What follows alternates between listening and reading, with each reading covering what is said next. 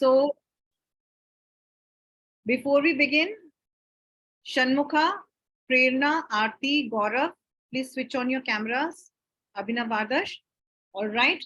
So children, we have with us our wonderful mentors. As you already know that this is a demo and interaction session for physics, chemistry, biology. So for biology, we are not going to have a demo today because of the time restriction. But yes, of course, for chemistry and physics, we have our wonderful mentors with us. So let me introduce to you your chemistry mentor, Dr. Navneet, and she has done her PhD in chemistry and she has significant teaching experience for teaching kids like you and preparing them for NEET and JEE. All right. I think I should not speak more and directly make you interact with her. So all over to you, Navneet ma'am. Thank you, ma'am. So, hello students, myself Dr. Navneet Kaur and I have done PhD in chemistry. So you can see how much I love chemistry that I reached up to this stage. So chemistry is really a very beautiful, what we can say, subject. If you wake up and sleep, the whole thing arrives with the chemistry, like you're waking up, photosynthesis, respiration. In each and everything, we will find some chemistry. So we learn chemistry with a very simple manner. So you all enjoy with me while reading the chemistry. Okay, and I also have teaching experience of at most 5 years, and I'm also giving the coaching to NEET and JEE aspirants. So I think so many students are there who want to become a doctor. Who want to become a doctor, engineer? Yes, anyone? Nobody? You can tell me in the chat box that you want to become a doctor, engineering. Oh, that's great. Actually, if I share my experience now, I also want to become a doctor, but I'm really very afraid of needles. So that's why I choose a different path and still I'm a doctor, but with a different designation. So that's the spirit that if I want to be a doctor, then I am a doctor, but in a simple, different manner. So I hope you all will enjoy in my class and we will learn with a very fun way. Okay, it will not be a burden for you. So chemistry is really very easy and we make it easy together. Okay. Thank you so much, ma'am. So children, let me tell you that your biology mentor is Aishwarya ma'am, though she is not here today. But you'll get to see the bio video recordings, the link for which has already been shared in the chat box. So Aishwarya ma'am has done her MPhil in biology and she has been taking classes for biology and NEET for last 7 years. And she's been associated with us also for quite a long time, though she's not here, but you will get the biology video recordings. So video link has already been shared in the chat box. You can avail that. In the meantime, we have with us Suhani ma'am. She is going to be your mentor for physics for this batch. So she has done her MSc in physics and she teaches children specifically up to grade 12. She has significant teaching experience and she loves to interact with kids like you. So all over to you, Suhani ma'am. Ma'am, you're not audible.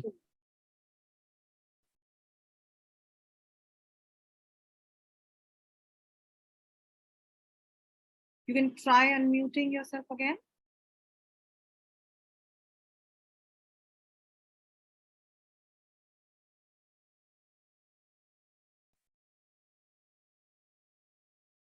Okay, children, in the meantime, can you quickly type in the chat box which subject you like the most among the three? Physics, biochemistry. So, Honeyman, you can rejoin if required. You can try rejoining. Oh my God, physics lovers are here. The one thing I noticed, ma'am, the most of the boys love physics. I don't know what's the reason. Each and every boy comes to me and he directly said, no, ma'am, I don't like chemistry. I like physics. Yeah. So is it so? Boys, why boys love physics so much? So Abhinav, Ishan, Sai, they are all Nippon interested in physics because physics involves maths. That is why Abhinav likes it. Okay. Okay, great. And Prerna Chatterjee likes chemistry. Abhinav likes chemistry as second. Gaurav said he likes biology. Okay. Adarsh likes chemistry. Shanmukha likes biology. Okay. Equations Yeah. are very easy. Okay. All this sounds interesting, isn't it? Yeah. Okay. Okay. So children, in the meantime, let me share my screen with you so that I can share the PPT and you can note down whatever is worth noting. Am I audible now? Oh, yes, you are. Ma'am, please wait for a moment now. Yes, ma'am, fine. So I hope my screen is visible, is it? Yes, it's visible, ma'am. Okay. So children, a very warm welcome once again to Demo and Interaction Program for Class 9, Science Batch 1. So as you already know that Olympiad Success is India's largest online preparation platform for Olympiad exams. And Olympiad Success Live is India's first exclusive live classes for Olympiad's preparation. School Plus by Olympiad Success is one of its own kind of annual program that includes courses that matter. And these are 8 courses that are really important at this point of time in your life. These are mathematics, English, science, logical reasoning, communication, both spoken and written, Vedic math, and coding. So these classes can be one-on-one, online CBSE, ICSE, IGCSE, and IB classes for grades 2 to 12. One-on-one preparation classes for international mathematics Olympiads like SASMO, CMO, HKIMO, TIMO, Math Counts, US Common Core, Math Competition, Math Kangaroo, PRMO. Then you can see your international rank holders for the year 2021-22. There are so many and all are star brilliant performers. So these classes are going to be actually group sessions with batch size of around 20 students delivered through Zoom, and our tutors have significant teaching experience. Okay, you get 3 sessions per week on Monday, Wednesday, and Friday. Timings will be 8 p.m. till 9:15 p.m. with 5 minutes break in between. So that means 35 minutes of class with 5 minutes of break in between, and then again followed by 35 minutes of session. So the sessions include a mix of theory, practice questions, doubt sessions, and discussion on previous year papers. You also get reading material and practice questions, which are available on the dashboard of Olympiad Success, for which you will get shortly a virtual tour by Rajan sir. You also get access to the platform of Olympiad Success, wherein you can practice topic-wise mock tests for both science and reasoning, as well as logical reasoning. Syllabus is available at this particular link, and fees can be paid by clicking on this particular link. Don't worry, all the relevant and important links have been pasted time and again in your chat box. So the fee for this course is 13,356, and it is going to be a 60 sessions course. The fee includes online classes, daily reading notes and exercises, practice of previous year papers, access to Olympiad Success platform for science and logical reasoning. All you require for these classes is a laptop or a desktop with good internet speed. And of course, you require camera because we do not allow students without video in the class.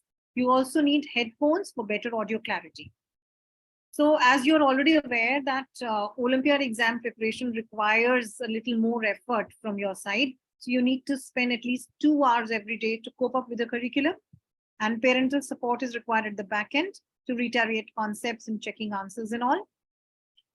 So you might be aware that in 2021-22, Olympiad Success had students from more than 3,800 schools across India and abroad, and students from 35 plus countries.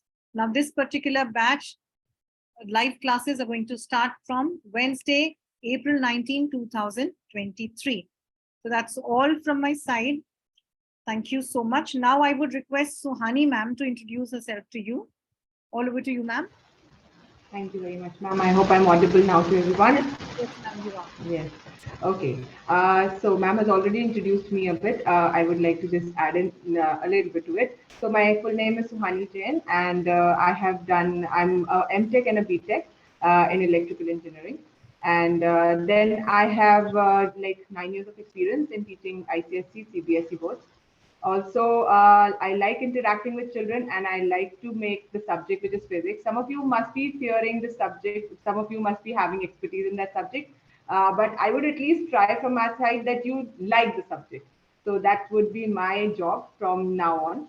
So I hope we go on with this. And one more thing I can always say that there wouldn't be anything that will be like physics is a subject which always leaves something and this is not clear. So I'll try my best. Otherwise, you can also help me with that. We will try to have our sessions as interactive as possible. That's what I just want from your side. Thank you very much, children. Thank you so much, ma'am. Now I would request Rajan sir to give you a virtual tour of the Olympiad Success Dashboard. All over to you, sir. Sure, ma'am. Let me share my screen.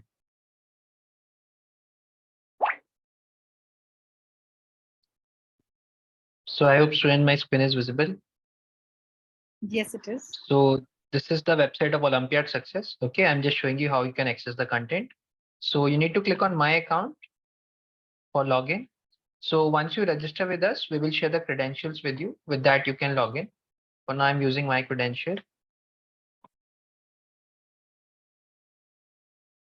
So this is the student profile, okay? And all the content you can see here in the live classes. Just click on live classes. And here you need to choose the subject, that is Science Olympiad. Then you can choose a topic.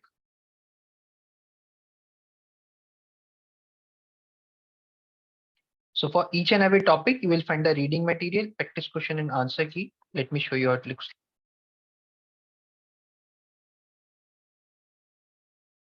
So this is the reading material, okay? So for each and every chapter, you will find the reading material here. Let me show you practice questions also.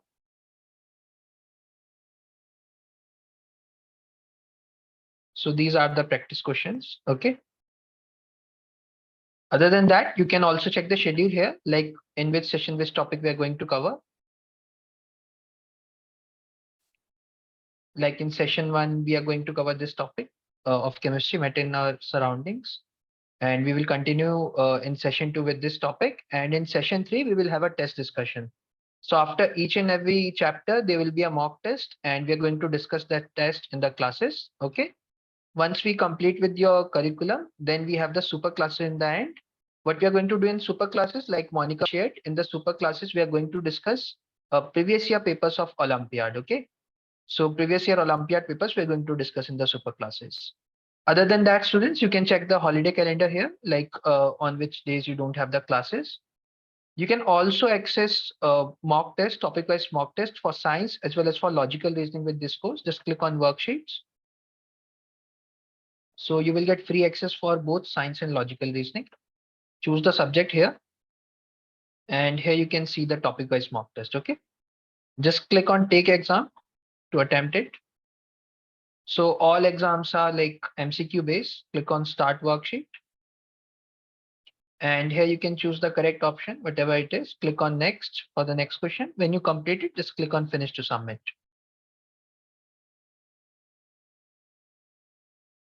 So this is the feedback form. If anyone any feedback, you can share here. Okay. Now here you can see the summary, like how many questions are there, how many are like how many are correct, how many are wrong. Okay. And the time taken by you to attempt it. Later on also, if you want to like check your performance, here in the performance tab, you can check for all the mock tests that you've attempted.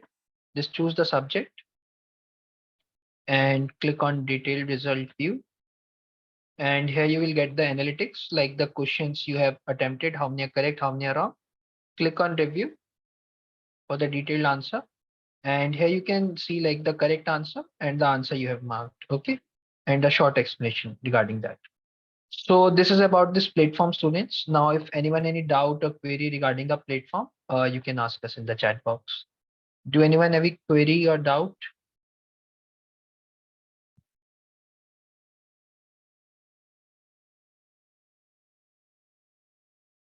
Please don't hesitate.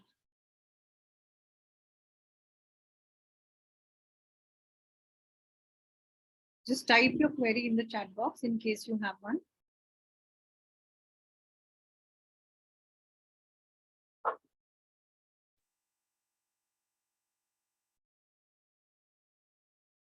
Okay, no one have any query. So it's a science class. You need to ask the questions. You have to be curious. Okay, let me ask some basic questions to you. So can you, okay, we got one question. What would the schedule of classes like? Would it be one class of physics, chemistry, and bio every week? So no, it is not like that. Okay, so initially the Olympiad schedule that we have, See, we have 60 sessions. So in that, like starting, we are going to have some chapters of chemistry, then biology, then physics.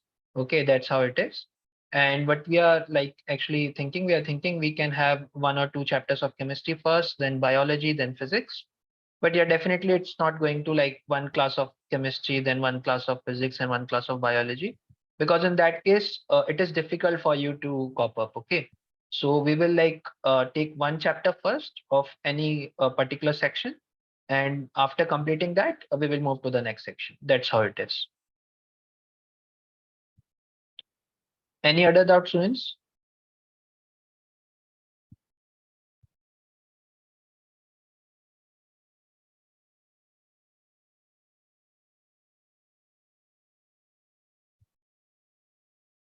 Okay, in the meantime, I can share my question.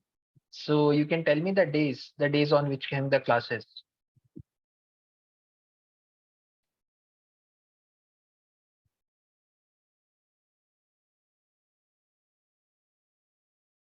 Correct. Monday, Wednesday, and Friday. Okay, one more question. Okay, Sai is I think already ready with the answer. The class timing. Okay, but it is AM or PM. You need to write that also. In physics, unit is important. Yes, it's PM, 8 to 9:15 PM. Okay, do anyone have any query or doubt, or shall we start with the session?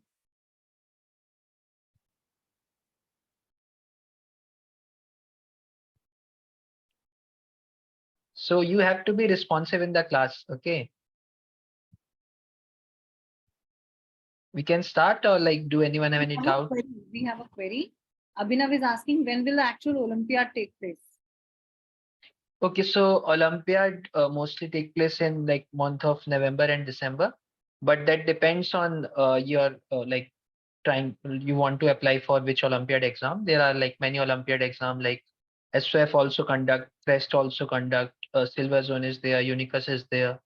Okay, so you can check on their website, and there you can find like the dates. They actually like share the schedule maybe in the May or June month for whole year. There you can check. Any other query? No, in super classes, what we are going to do in super classes, firstly, we will do a physics question or chemistry question, like anyone of previous year papers. Then we will move to the other sections. So like if there are 6 classes in your super class in your schedule, then we have 2 classes for physics, 2 classes for biology, and 2 classes for chemistry. So Abhinav is asking, so will the syllabus be covered by the actual Olympiad exam? Yeah, definitely. See, we have 3 classes in a week, and total we have 60 sessions. So you can calculate like how many months it will take. So it will take around. Okay, can you tell me like how many months it will take?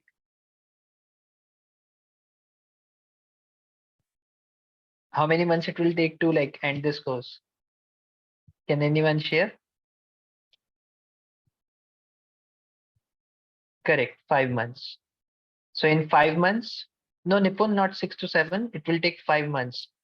We have 3 classes in a week, so there will be 4 classes in a month, or 12 classes in a month. Okay, and we have total 60 classes. So in 5 months, we will complete 60 classes. Do anyone have any other doubt or query?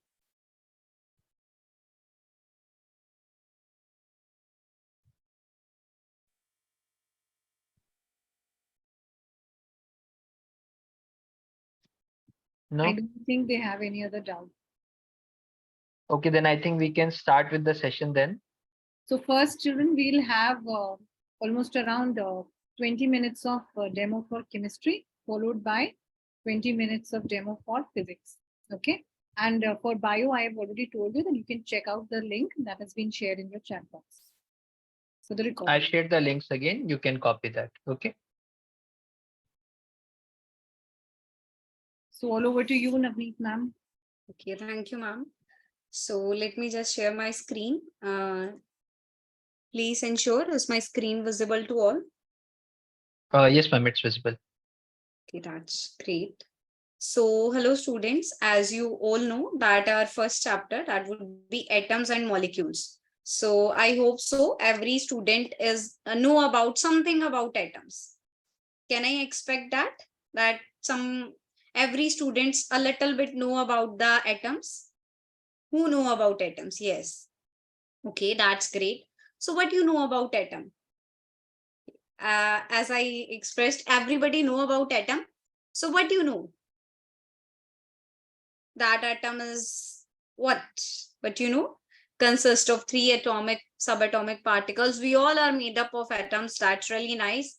Like each and everything is made up of atom. Atom is the smallest part of any substance that can't be broken down. Very good. We can say that Sai. Uh, Atoms are the smallest particle taking part in a reaction. So very good. Each and every student know about the atom, and a very great information you all have regarding the atom. So in this chapter, we will study about the atoms and molecules. First, we discuss about what are atoms. Then we will go for the molecules as well. So as you all know that atoms, what we can say in the easy manner, atoms are consist as the building block of matter. That each and everything is made up of atoms. So before discussing atoms, we have to know about the two main theories that we are going to discuss. So the very first one is law of conservation of mass. So I hope that everyone has know about the law of conservation of mass as well. That what this law state that mass can neither be created nor destroyed.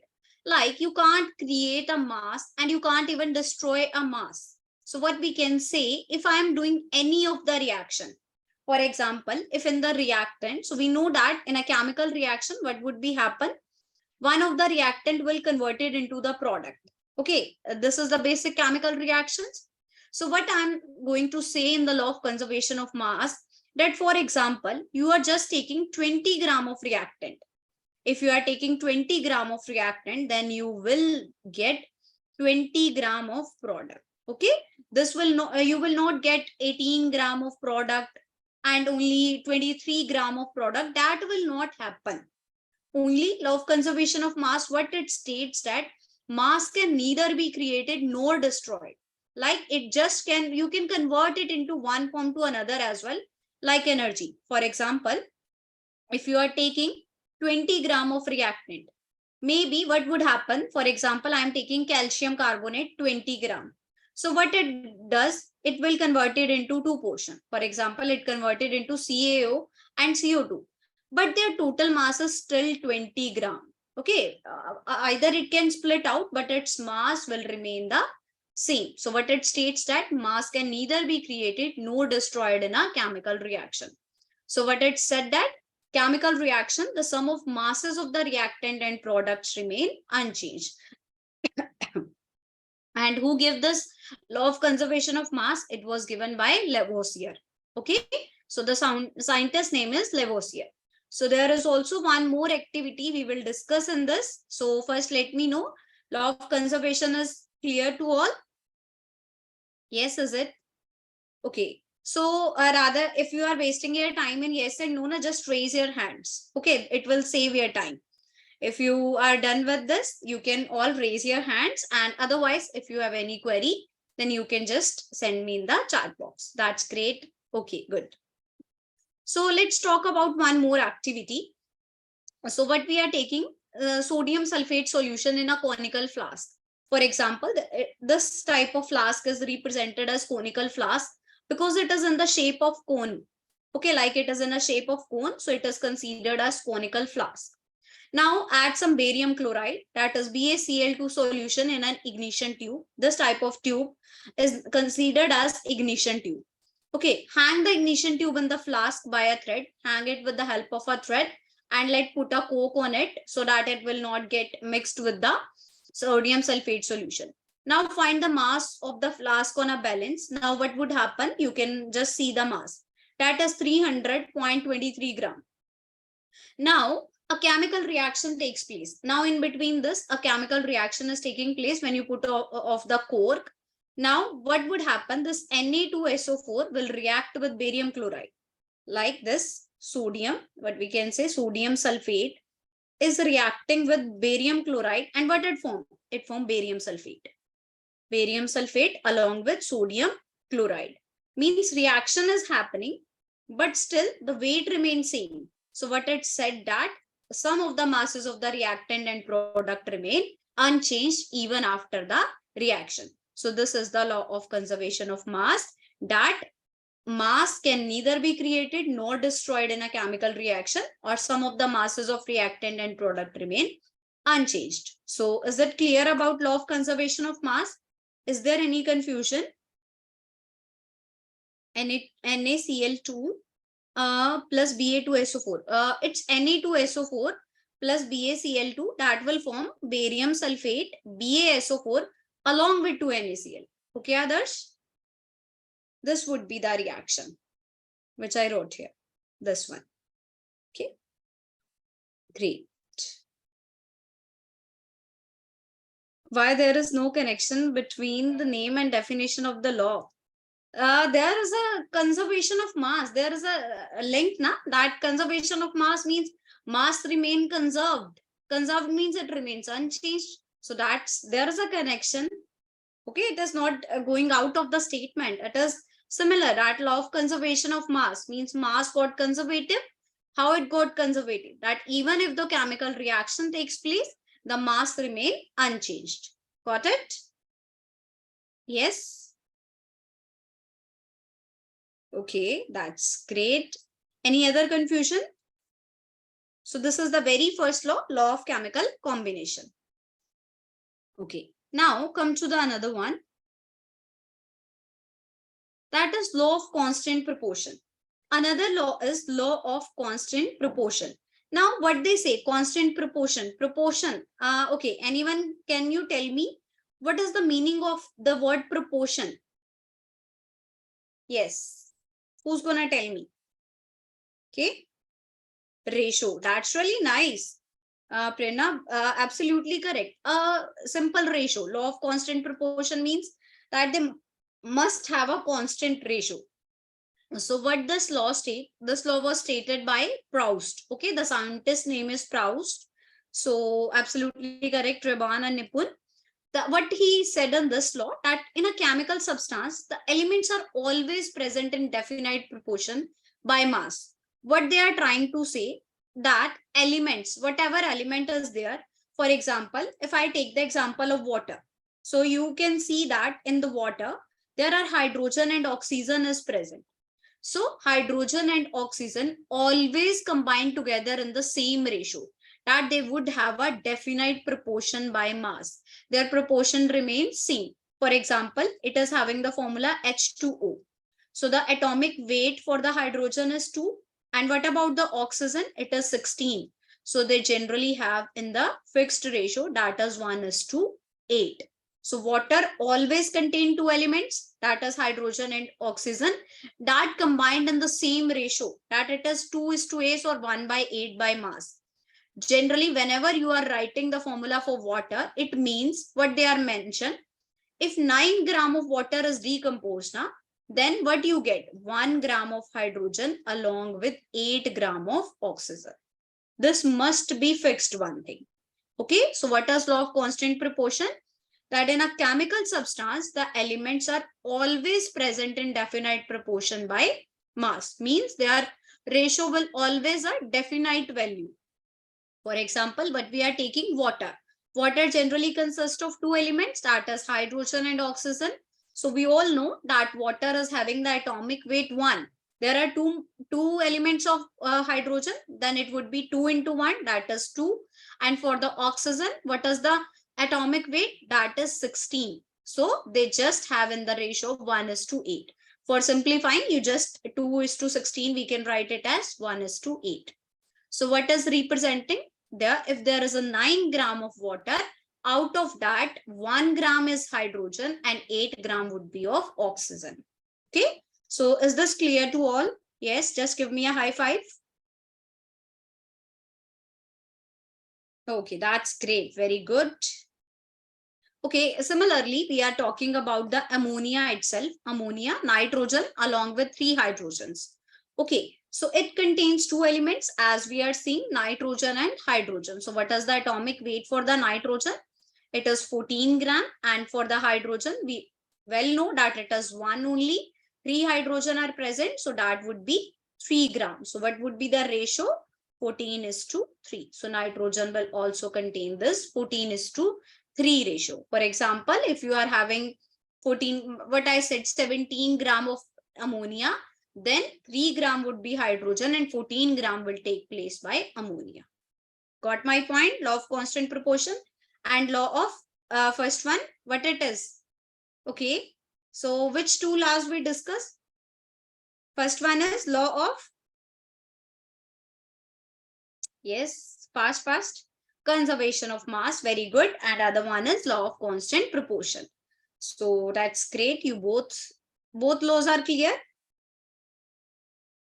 Okay, that's great. Very good. So we need to learn atomic weight for this. Yes, Aarti, we have to learn 1 to 20 elements atomic number as well as atomic weight.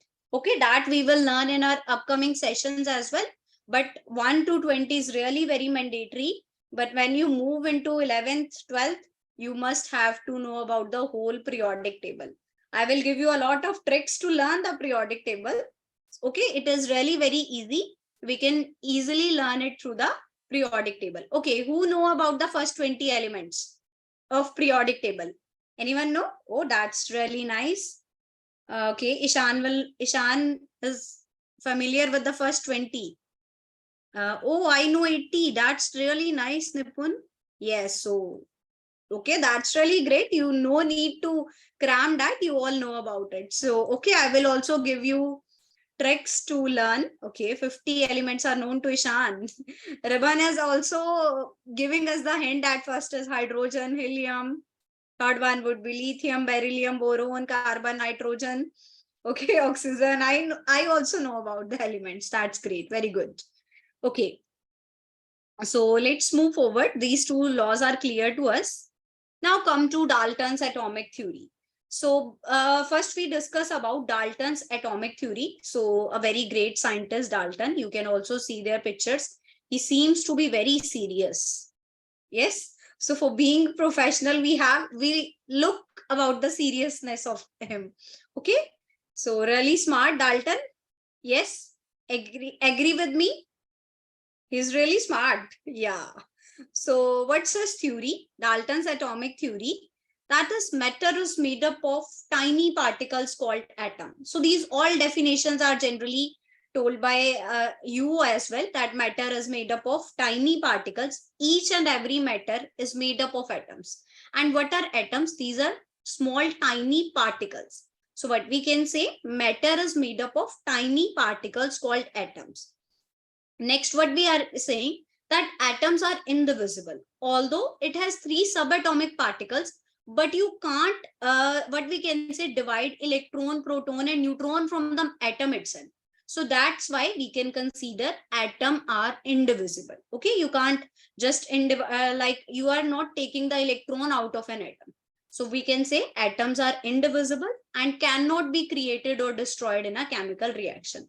Like mass, energy, atoms are also the one which we can't create or destroyed in any of the chemical reaction. So yes, is there? But transfer, transfer of electron takes place, Aarti. That totally done. Okay.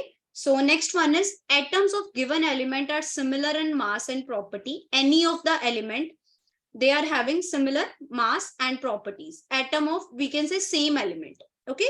Here we can represent as an atom of given or same element are similar in mass and properties. And atoms of different element, they generally have different masses or properties.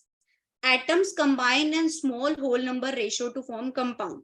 Whenever atom combines with other atoms, they generally combine in the whole number ratio. For example, you are saying the water molecule, H2O, ammonia, CCl4, in the whole number ratio. We never see this C3/2 combined with H5/2. This generally not happen. Yes. Have you ever seen this type of compound? C3/2, H5/2? No. So that's the thing.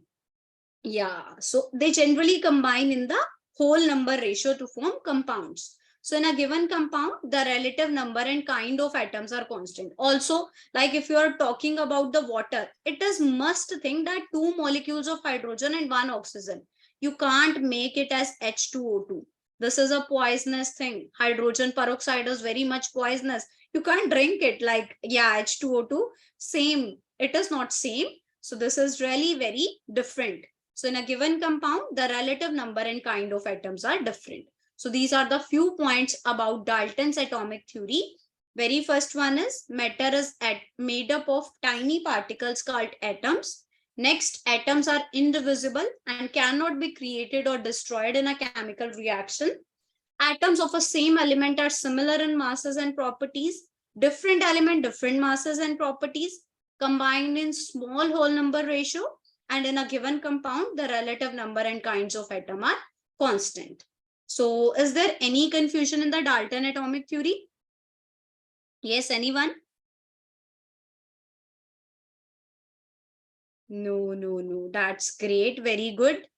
So nice. Okay. So in this way, we will move towards the atom. Okay. So here is the introduction regarding atom that we already discussed, that it is the smallest particle of an element that may or may not exist independently. It can exist independently, or it can be exist within some other elements as well. For example, some gases are generally diatomic in nature. Okay, like you rarely seen this hydrogen as a like oxygen. If I take the example of oxygen, very rarely we find the symbol O, nascent oxygen. Oxygen generally exists in O2. Okay, so transfer happens, then why atoms said to indivisible? Because they just transfer their electron, proton, and neutron from one to another. They are not totally transferring the whole atom. We are not totally transferring the whole atom to the other one. Okay. According to atomic theory, atoms of same element have same mass. But then what about the isotopes? Isotopes would say show some of the what we can say different properties due to different mass number. The mass number goes change, na? That's why. Okay. So what is atom?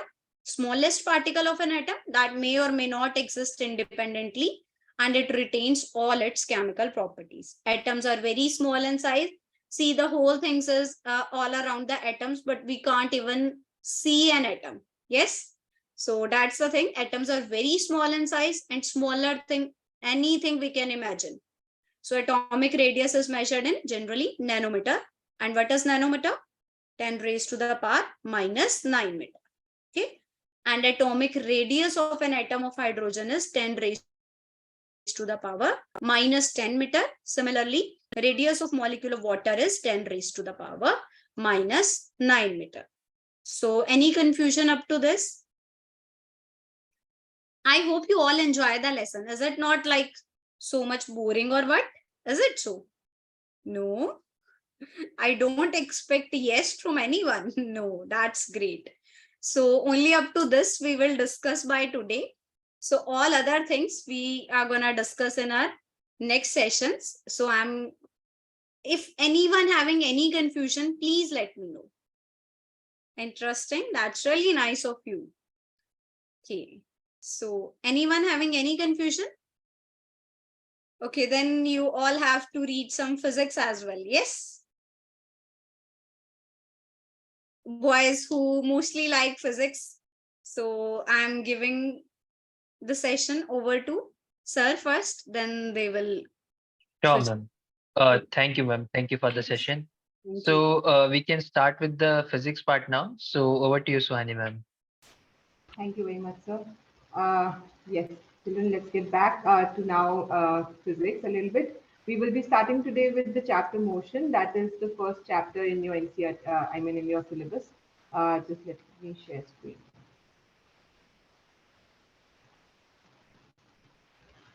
Okay, is my screen visible? Yes, ma'am, it's visible.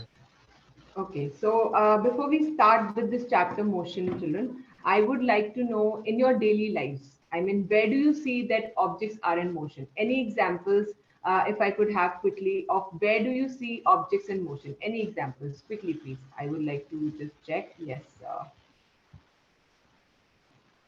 by the time. Vehicles, okay. People, okay. Okay, fruits falling from trees, we can say that. Yes, birds, car, Clock. Okay. Animals. Correct.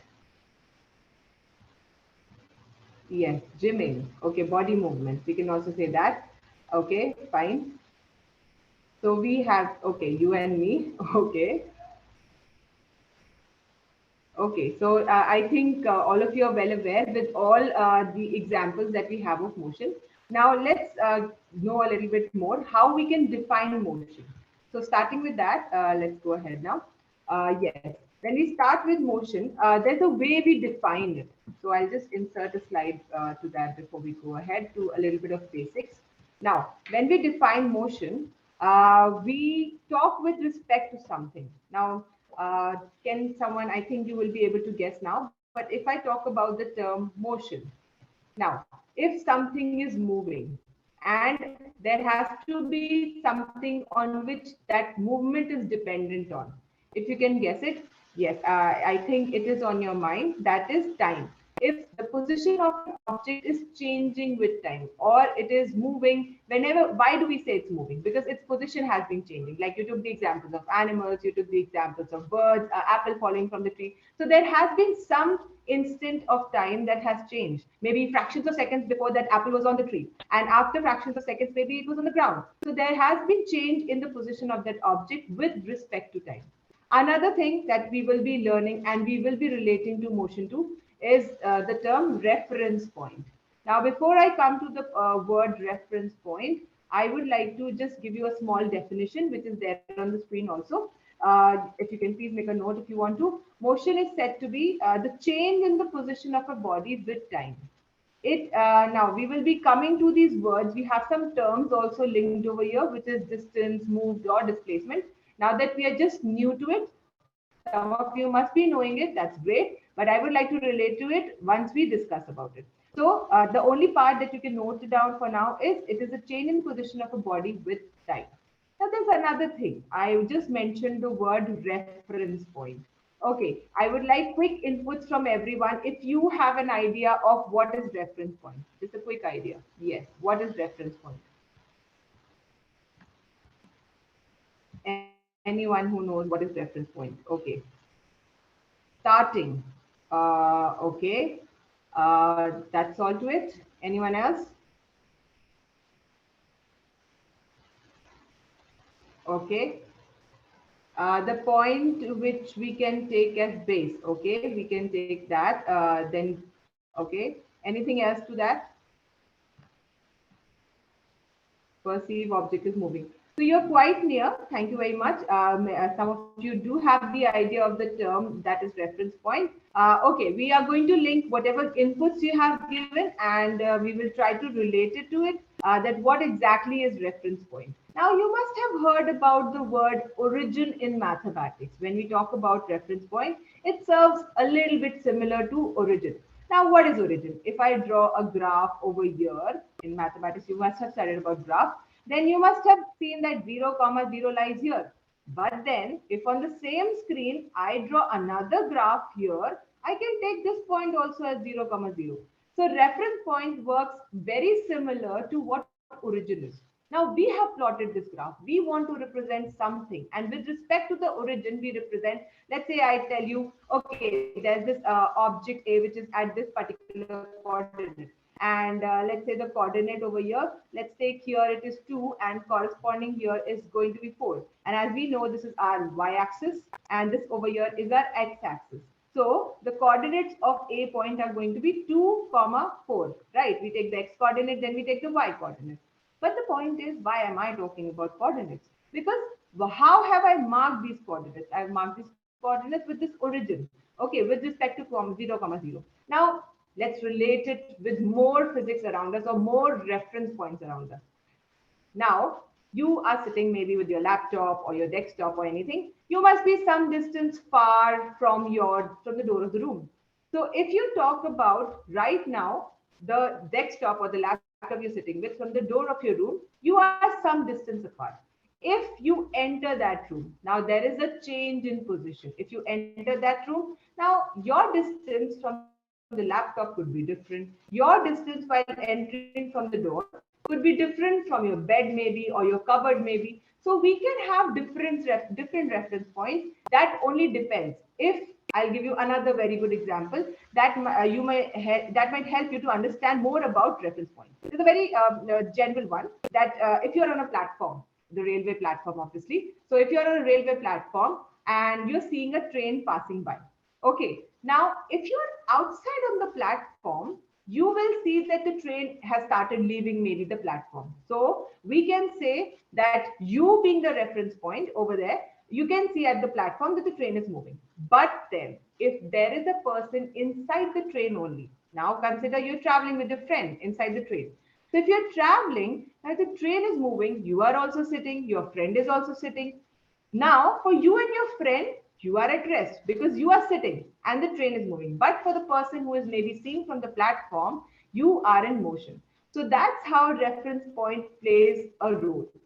So it can be from where you are measuring the distance also. It can be to see if an object is in motion, and that depends upon what you're choosing as the reference point. I think you must be slightly clear about reference point. However, I would still like to know if there's anyone who's not clear before we go ahead with the definition. Yes, anyone who yes has any questions regarding reference point, anything that's not clear, or is anything regarding reference point, or the train example is not clear, you can please put your answers in chat if there's any doubt regarding reference point. Everybody's clear? I at least want a thumbs up or anything quickly.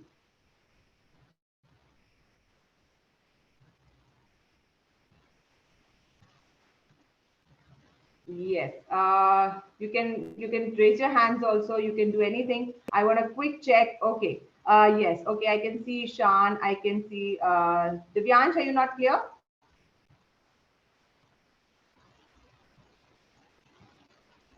Okay. Saita Pasya is not clear. Divyansh is clear. I can see that. Okay. Fine. I would explain to you one more time. Nipun is clear. I can see. Okay. Fine. Okay, we'll go back to it one more time and we'll see if we can see some more things about reference point. We'll also see the definition here. Good, you told me. Thank you very much. Okay, now how we define reference point. Let's take the definition and I'll take some more examples as you can see there on the screen also. And still, if it is not clear, we'll see. Okay, so to describe the position of an object, we need a reference point. Position of an object. Now here, let's say I take a straight line. Now, if I am measuring this straight line, I have started from somewhere. Let's mark that point as O. If I am I'm moving from this point O and I am covering some distance. I'm moving this much part. So this is describing its position. Had this been any kind of axis, I would have taken the coordinates. But if I am standing at one particular point, which is O point, so how far have I gone from O point? Now, it could be in different directions also. So here it could be in this direction, it could be in this direction, it could even be in this direction. But the point is, how has your position changed from that particular point, which is called as your reference point. So here, over here, O is your reference point. Okay, an object may seem to be moving to an observer and stationary to another. I just took an example of one person being inside the train with you, and there could be one person outside the train observing both of you inside the train. So here, let's take another one. A passenger inside a bus sees other passengers to be at rest. Like I took the train one, whereas an observer outside the bus sees the passengers to be in motion. So if the bus is moving, then he will see that the bus is moving. And how did he realize that the bus is moving? Bus was standing maybe near to a tree. Okay, now if the bus is moving, obviously he will see that there is a distance between the bus and the tree, which is increasing and increasing and increasing with time. So that's how that person is going to realize that yes, there is some motion inside the bus. However, if you be inside that bus with your friend, you will not see any motion inside the bus, but you will see things are passing by. You will see outside the window. Okay, something is gone. I'll give you a very interesting example where we even get confused with this. I don't know. I'm assuming many of you must have had the train travel, but have you ever felt that you are in one train, there is another train just parallel to this one, and you're going in a very slow speed?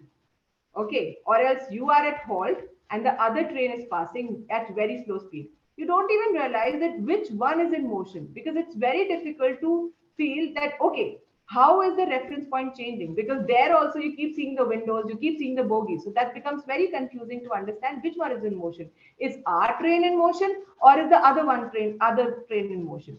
So that's again because the reference points are not very clear. You can say when you're seeing the other train. So here we may feel that we are in motion, but we are not. Okay, so here we have another thing to read. In order to make observations easy, a convention or a common reference point of frame is needed.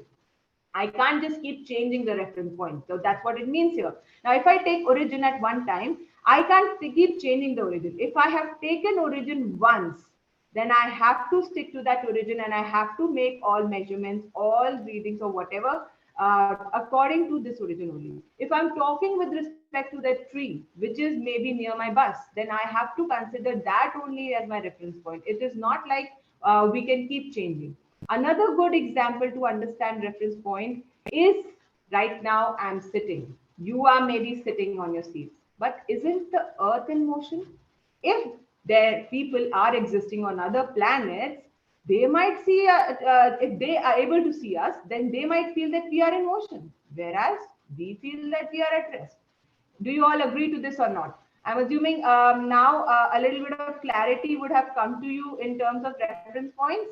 Can I have a quick check? Yes, anyone who still says that I'm not clear with reference point? Okay, it is clear. Okay, Devansh is also clear. Tapasya, is it clear? Okay, great. Okay, I am now. Okay, clear. Everybody's it is clear to everybody. That's great. Now, can anyone help me in defining rest now? Before we go ahead, I would like to know from you. We've defined motion, right? That change in the position of an object with respect to time is called as rest, not in motion. A more appropriate definition, maybe, does not change position with what? Okay, with respect to time. Yes, we can say that does not change position with respect to time. Yeah, that's correct. That's how we can define rest. Okay. I think you are all now clear about what is motion, what is reference point. Now, coming to the concept, let's also just give a reading to this. In physics, motion is a change in the position of an object with respect to time. Motion is typically described in terms of displacement, distance, velocity, acceleration, time, and speed.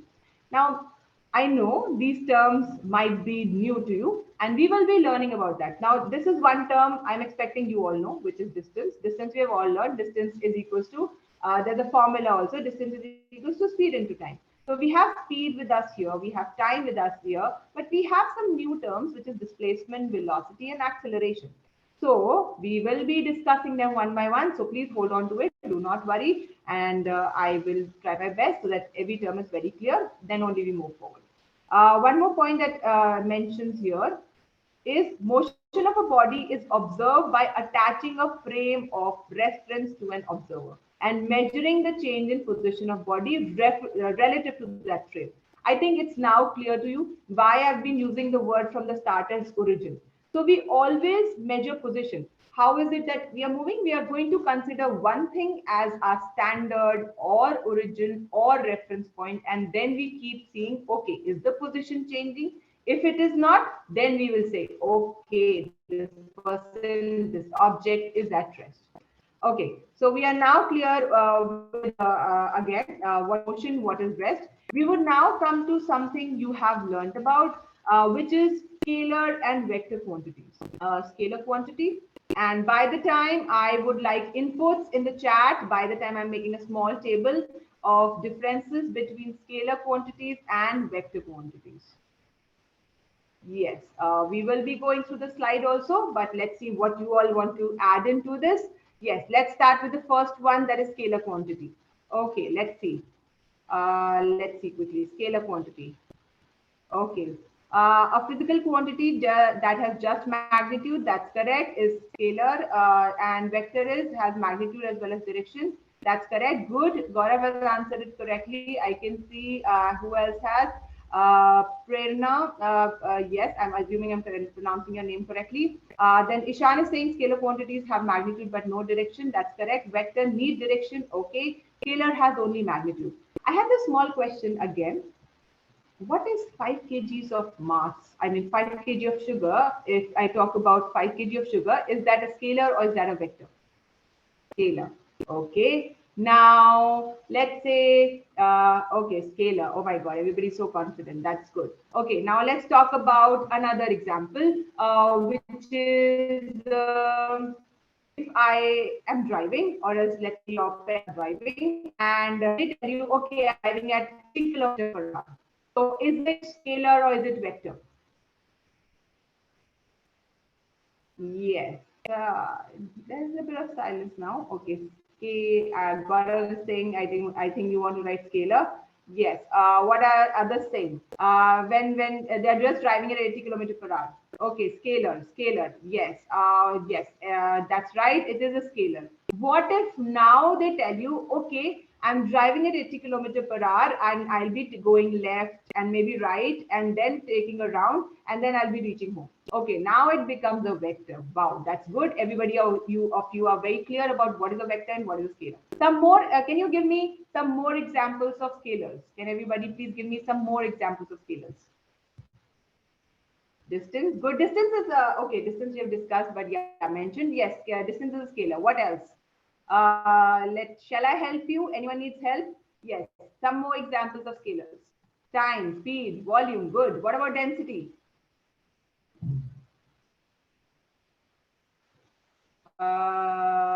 Okay. Vector, okay, vector you want to tell now? You don't want to tell any more scalars? Adarsh? No, this is Adarsh, yes. Yes, that's all for scalars that we know. No other scalars. Okay, you want to tell vectors. Okay, let's hear out some vectors. Let's hear out some vectors now. Okay, acceleration is the vector. Okay, velocity is a vector. Force is a vector. Good. Displacement is a vector. Good. Acceleration has been already told. Thank you, Abhinav. But yes, that has been mentioned. Magnitude is not a vector. Magnitude is, yes, work is a scalar. That's correct. Yeah, it confuses to some children that work is also a vector, but yes, work is a scalar. Ruben, you have written that magnitude is scalar. I would just like to clear that out. Magnitude is just amount. Let's say I say 5 kg sugar. Okay. So 5 kg में जो 5 kg sugar में 5 kg is the magnitude of the amount of sugar.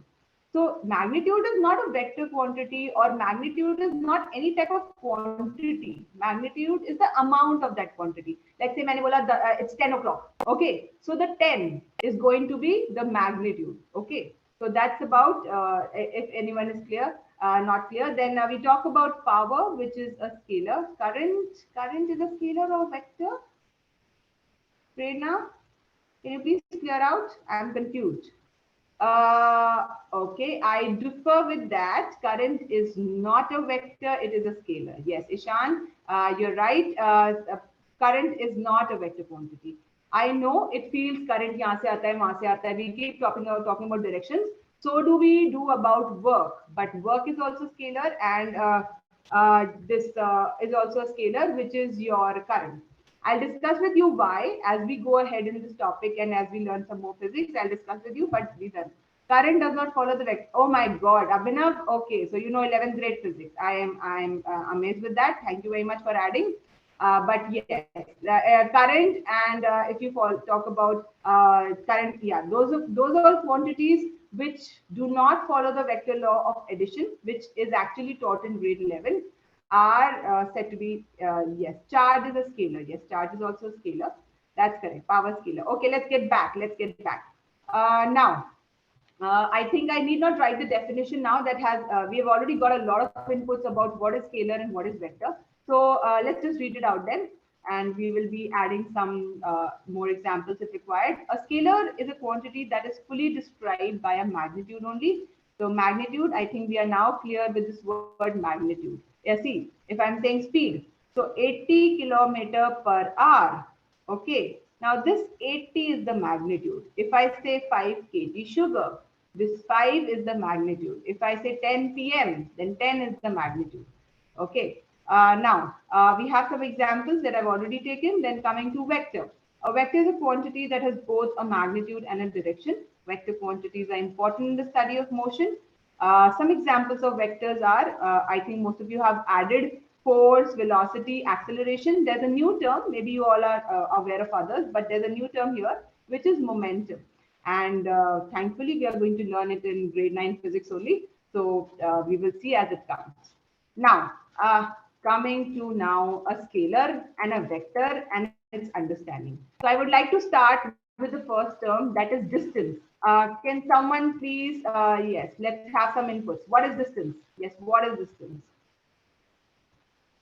Distance is a scalar. Don't tell me that. How do we define distance? Okay, linear momentum, angular momentum. Okay, सबको 11th का physics पढ़ना है अभी से. Okay, that's nice. Angular momentum. Okay. Speed into time. Okay, length of the path traversed. Tapasya, that's correct. Total path is correct. Total pathway is also correct. Nipun, thank you. Okay, so let's say if the length of the path taken by a body in motion, yeah, that's correct. Whenever we talk about distance, now that's a very important point that Abhinav has brought up here, that it should be in motion. So we can't say that if distance is covered, object has to be in motion or else has done some kind of motion. It isn't that it can be at rest and we are talking about its distance. We can't. So yes, it has to be in motion, and the length it is covered, or the total path length, we also call it as total path length, that is said to be the distance. Okay. Now, let me just have some examples, and then maybe we can, instead of going with the theory, let's take this example over here to understand the difference between distance and displacement. So let's start over here from this point. Let's say this is point P and this is point Q. Now, some of you, I think, are very well versed with both the terms, that is distance and displacement. However, to some it must be new. So let's just understand it and then we will have as much discussion as we can. So when we start with point P and there is a point Q. Now they have shown one path. One could be this one also. One could be another one like this also. Okay, so there are so many paths. There's one path, second path, third path, and fourth path. Now, when I talk about distance, I want to go to let's say Delhi. Okay, so if I want to go from one place to Delhi, then I can take so many routes. Okay, I can maybe I want to go to other places. I can visit other states also or other cities also, and then I can go to Delhi. So that is distance. So here it's my choice. Okay, I took a short path. Now this is not the shortest. Please do take care of the word I'm using here. So I could have taken path number 2. I could have taken path number 1. I could have taken path number 2. I could have taken path number 3.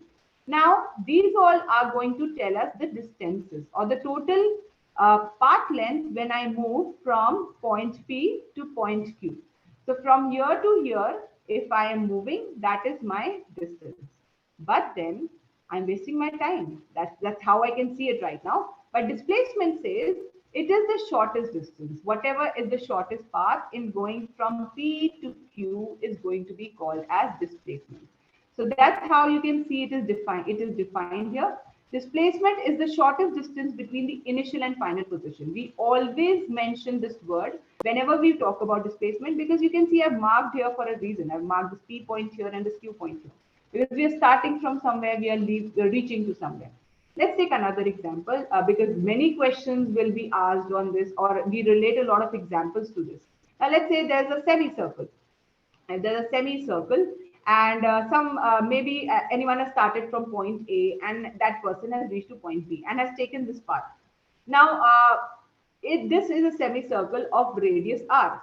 If I had to calculate distance, I would have done what? I would have taken, okay, this looks to me as half the circumference. If this is half the circumference, full circumference, I think the value of the circumference formula is, you must be knowing, it is 2 pi r. So if I want to calculate distance that is between point A and B, I would have written this is pi r. However, I would like to know in the chat box, what is this, the displacement also, or else displacement is something else? Let's quickly check your answers. Come on. Let's see what you are doing. Yes. What is the displacement? Displacement, Abhinav is saying 2r. Gaurav is also saying 2r. Okay. How many of you, quick raise of hands, how many of you would like like me to explain it? Yes. How do we know? Yes, very good, Ruben, that you asked. Thank you very much. At least I have one, I have the confirmation from one that we should discuss about it. How do we know? How do we know it, beta? If let's choose again. We have to emphasize. Let's get back to a plain screen. Just a minute. Okay, now we will talk about displacement. More than distance, we need to talk about displacement. However, I would like to take parallelly distance and displacement. Like they have taken, I will not write the differences here. I would take some examples so that you understand. Over here, I'm starting with this example of a square. Okay. Now, here, this is point A, B, C, D. Now, if someone is saying that maybe Ruben is only, this is a kind of a square field. This is our square field. Okay. If this is a square field and Ruben is starting from point A and he is taking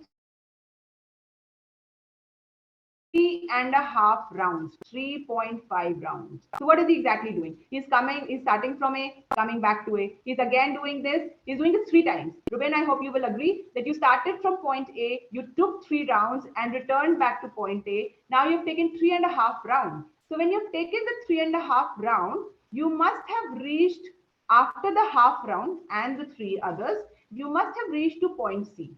If I tell you that, okay, the side length is over here, 10 meters. Okay. So if I calculate distance I have been saying that is just equal to path length. Okay, that is the path length. मतलब आपका जो रास्ता था, whatever path you have taken, it is the length of it. Now, if I measure that, we know that how can we measure it? We can just add up all the sides if we calculate perimeter, or else we can take 4 times of it. So it will be 10 plus 10, but then we are taking 3.5 rounds. So path length in 1 round. For 1 round, I can write for 1 round, I am covering 40 meters. Do you all agree? I'm assuming you are. I'll just check your responses after I'm done a little bit of solving. And if you feel that I need to be corrected anyway, you're most welcome to do that even. So 1 round, 10, 10, 10, 10. So I'll be completing 40 meters. After 3 rounds, let's talk about 3 rounds. I will be moving how much? I will be moving 40 into 3, that is 120 meters. But then still, have I reached where I wanted to reach? Have I completed the half a round also? No, I haven't. So the total will be 120 meters, that is for 3 rounds, plus of 10 plus 10. So that will become 10 plus 10. So the total distance will become 140 meters. But this is not the shortest distance. Now, when we talk about displacement, displacement is called as the shortest distance. So when we talk about shortest distance, agar mujhe Ruben, only Ruben is going to answer this one. Please leave this answer for Ruben because he was the one who took the initiative of at least telling me to explain.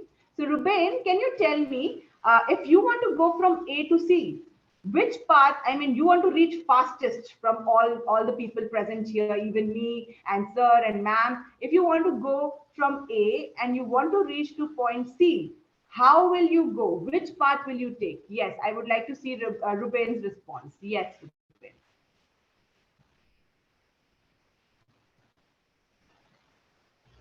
You would take AC, which is called as the diagonal. Very good. So already, okay, Nipun could not stop himself of answering, and he had to tell. Okay, thank you, Nipun. But Ruben did it a little bit earlier. Thank you, Ruben and Nipun. Okay, so here so Ruben knows it already. I don't know why he said that, but then Ruben, see, if you have to read the fastest, you have to take the shortest path. So if you take the shortest path, you would have in this case only measured the diagonal. So I would have only measured the diagonal AC. And can you tell me, Ruben, how can I calculate the length of the diagonal? I'm assuming everybody here knows Pythagoras theorem. Or else how, I think also in ready values, you know how to calculate the diagonal, the formula. Yes. Let's see. How many know that what is the formula of diagonal and what is Pythagoras theorem, or else any method you can use, because these both we can alternately use. Let's see. Yes. Okay, we have written a Pythagoras theorem here. Yes, a square plus b square is equal to c square. Shortest length. अच्छा, Archimedes. Archimedes कहाँ से आया ये? Abhinav, are you sure with Archimedes here? I mean that is news to me. I will have to check. Acha, giving hint to Ruben. Okay, Abhinav is still. Acha, okay, okay. Ruben, I think he has already become very good friends with you. That's good. I don't know if you know each other from earlier, but then yes, Abhinav is a very helping friend. You can see. Okay, so now we Archimedes. I would side root two. Okay, Nipun has already told us Pythagoras theorem. Also, people have told. Ma'am, sir has told that we can end the session.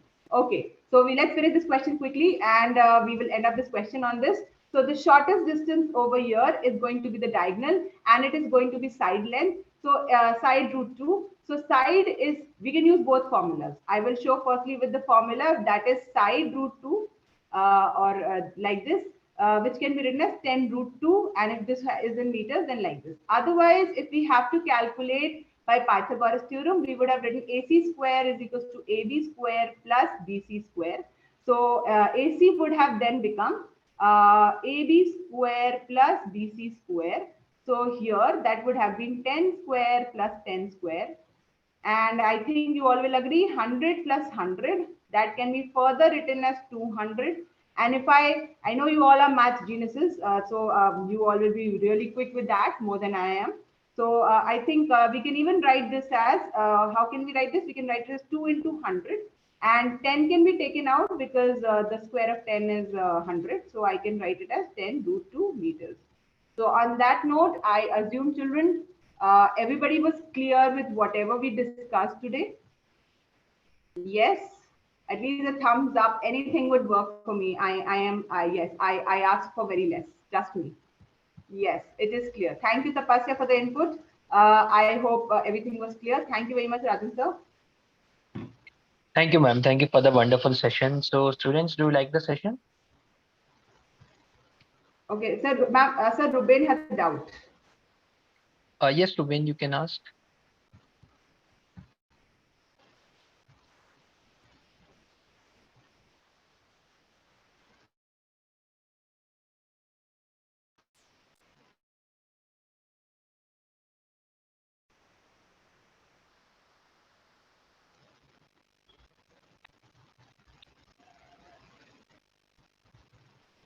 Speed has magnitude and direction. So why speed is not vector? No, speed has only magnitude. I'll tell you, whenever speed is with magnitude, or sorry, direction, that becomes velocity, and I'll introduce that term to you. Now, straight example with that, when you are using Google Maps, okay, the Google Maps are going to direct you, okay, left jao, right jao, this is a more traffic area, don't take this route. All these things are about direction. So that when you talk about speed with direction, and it also tells you your odometer is shown, okay, you're moving with the speed. So it's telling you directions and speed, then that becomes velocity. We are going to introduce that term to you. Don't worry, that is not exactly speed, that's a different term. Okay. Thumbs up. Okay. Okay. Okay. Thank you, ma'am. Thank you for clearing the doubts. So students, Yes. now we will meet in the live classes. Okay. Thank you for joining today. I hope you have copied all the links. I have shared the biology link also. You can copy that and you can watch that demo also for biology. And now we will meet you in the live classes. Okay. So bye everyone. Good night. Thank you, everyone. Bye. Thank you, sir.